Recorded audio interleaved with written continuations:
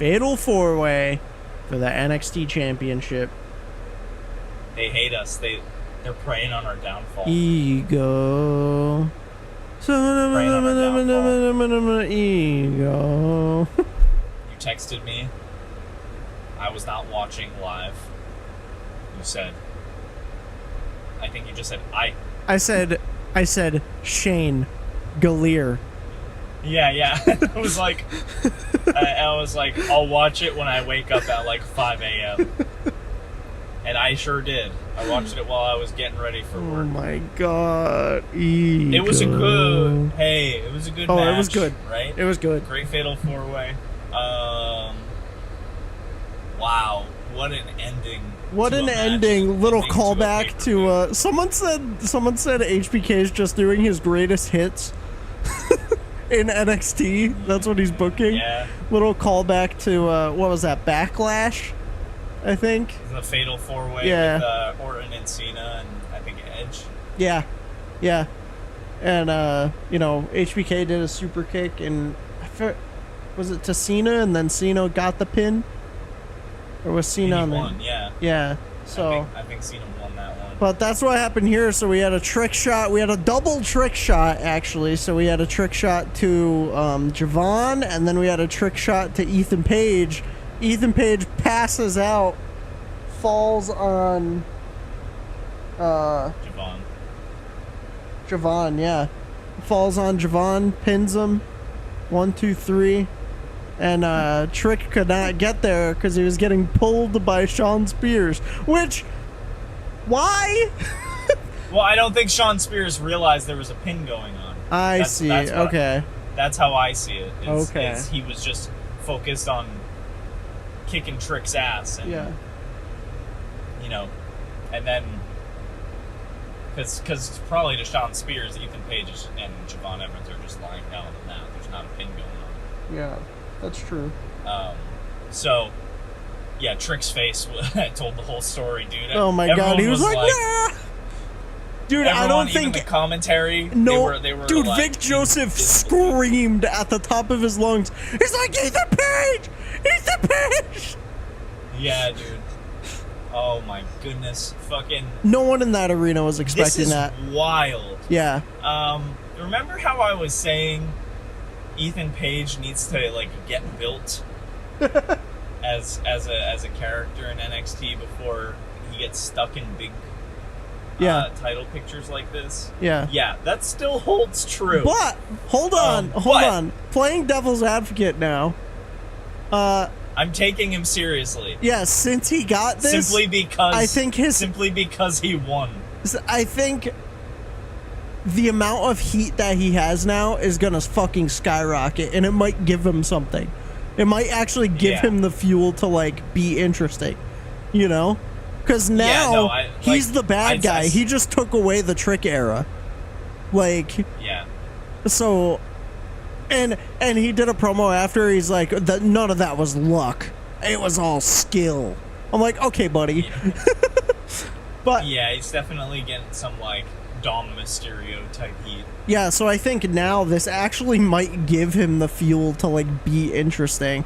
Do you think Trick is going to get it back, or are we going to flip-flop champions a little bit here? He fucking better, dude. He fucking better get it back. Run back. They're one-on-one. Honestly, I don't even know, man. I want him to get it back. I feel like it's too soon for him to lose that. Yeah. Because Trick is also very much on a high right now. I don't have words for this, but there were some rumblings that Mr. Cody Rhodes might have politicked his way to a decision for Ethan Page. Really? Don't quote me on that. Where was that rumbling? I don't know, on the internet. I'm gonna not quote you on that. I don't like it. Yeah, I know why. Because it's about Cody. Yeah, I'm a Cody crybaby. Yeah, I don't know. That'd be a little whack. I'm here to see. Again, don't quote me on that. I'm here to see where this goes. Yeah. I am too. One spot I do want to point out, which was fucking insane, was Trick and Javon were in the ring, and Javon was on the apron. He goes to springboard, and Trick just says nope and pushes him, and he fucking lands on the commentary table. My man flew. It was brutal too because he didn't fully land on top. Yeah. He, like, hit the corner and it still broke. Yeah, that is a far push. Like, that was crazy. Yeah, I mean, yeah. So, again, I still think they could have had Trick retain and go for a sick little match with Javon. Yeah. I feel like, though, with Ethan Page winning, this isn't the end of this four-way dance. You know what I mean? Yeah, I don't think so. I feel like everyone has a little bit of unfinished business solely because the finish went the way it did. Yeah. It's like he didn't even really win. It was just, he shouldn't have won. The heck? What the frick? And then, finally, Belair, how did Heatwave end? Oh my gosh. Heatwave. I forgot. Instead of a fade to black, we got a fade to white. You know why? Because he appeared. Joe Hendry appeared on the screen. Dude, no music. It was no music. His face just showed up, and then it cut to black. It was such a jump scare. The stream faded to white. Joe Hendry just fucking appears, does his look, and then it cuts away. Yeah, so maybe Joe Hendry's coming for the championship, I guess. Joe Hendry, NXT champion. I'm not even gonna lie. You know what my thought was when you said, "Dude, you need to go watch that match right now." I thought some TNA shit happened. Like, obviously some TNA shit did happen, but like, for some reason my mind went right to like the System showing up and just wrecking all of them because there's 4 of them. And just have crazy. Like Brian Myers and Eddie Edwards and Moose and all of them just like show up and just like clean up house. Yeah, that'd be crazy. It would be crazy. I don't know why my mind went to that, but I think I just really want that TNA NXT Worlds Collide pay-per-view. TNA Invasion. Yeah. I was gonna say something else.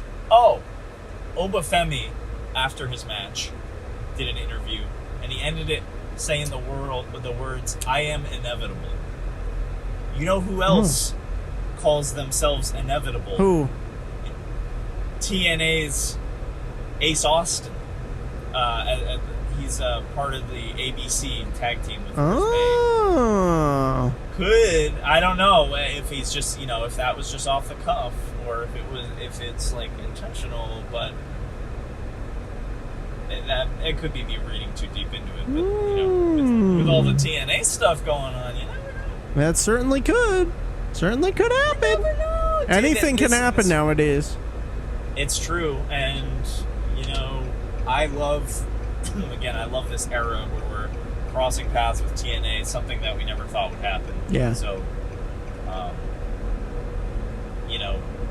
fuck everyone that's saying like this is only gonna do good for WWE. Like, it's just be thankful that it's happening. Yeah. Bro, they got my TNA subscription and I forgot to cancel it. So you know what? I'm helping TNA too. It worked. It worked, right? Man, and there's Slammiversary in 2 weeks, in a week maybe. Yeah, it's close. Which I think we should review. Yeah, absolutely. But I don't know. I think that it's silly to be like, this is why this is bad, and it's like, who cares, man? We're in the timeline where TNA and WWE are collaborating, which is crazy to consider the levels that they're on compared to each other. So I'm just happy we're getting crossover, that's all. It's like, whoa, these are like, for decades these two have been advertised and marketed to us as separate universes that are on completely different planets. Yeah. There is no crossover between them. And then all of a sudden, Jordan Grace, Mickey James, you know, like, showing up on WWE's programming. Yep. And vice versa with, like, Tatum Paxley and, who the fuck else? What was her name? I forget. But, you know, you know. Yeah. All, you know, lack of NXT names aside, it's cool stuff, man. It is. We're getting spoiled. Wrestling fans are getting spoiled, and wrestling fans are ungrateful. I know, so ungrateful. I sound like an old head when I say that. They're ungrateful. It's true. The crazy thing, man, wrestling is on 6 days a week. 6 days a fucking week, and people are like, shut up, shut up. I like how we just like have our episodic like segment where we shit on the IWC. It's gotta happen, bro. I'm sick of them. I am sick of. Yeah. I am sick of the and IWC. And I know someone's gonna take like clip this shit and they're gonna be like, stop whining. And it's like, no. Good. Take it and clip it and post it, bro. Tell me I'm a fucking. A mark. Yeah, tell me I'm a fucking mark. Shut the fuck up. Oh, I love when you get angry. Oh man. Oh. He's fired up, folks. I'm fired up. I'm gonna clip that. I'm gonna post it. Fuck the IWC. I'm gonna clip it before they do. The internet wrestling community. Should be the internet wuss community, am I right? Yeah, brother. Oh man. Alright. Enough with shitting on the IWC. Without them, we wouldn't have hate comments and engagement. So you know what? Thanks, guys. It's true. Hey, it's not all hate. It's not all hate. We have a lot of good ones. I don't hate anybody. Like, yeah, again, I know. That's what we jokes said. Aside, I don't hate any of these people. It's good. It's good for wrestling. It's all good. Yeah. It's all love, man. It's just like, I don't know. Learn to like enjoy a little more. Yeah. I used to be a tribalist, brother. I used to be totally skewed towards AEW at one point, and I was like, fuck WWE. Like, and then I was like, you know what? No. I like both. I don't want to put that negative energy out there, because you know what? Then it gets dealt back to you. It's true. It's like, you did it to yourself. That's true. You choose to be angry. That's you know okay. What? I hope that first guy that told us to go play in traffic, I hope he's doing great. I hope he's having a good day. That's what I'm saying. I hope so too. Yeah. You know, and he was really the first one to understand the mission and this the mission statement of Dropkick the Commute. Go play in traffic. Hell yeah.